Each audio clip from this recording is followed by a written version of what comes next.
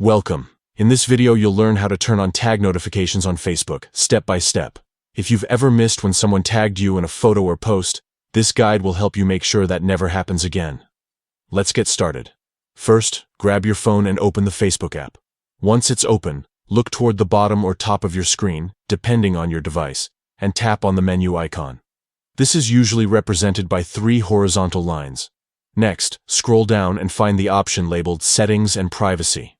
Tap on it, and then go ahead and tap on Settings. This will open a long list of options that control different parts of your Facebook experience. Now, keep scrolling until you reach the section called Preferences. Under this area, you'll see an option named Notifications. Tap on that to open your notification settings. This is where you can control exactly what kinds of alerts you receive from Facebook.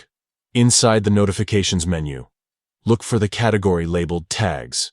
Tap on it to view all the options related to being tagged in posts, photos, or comments.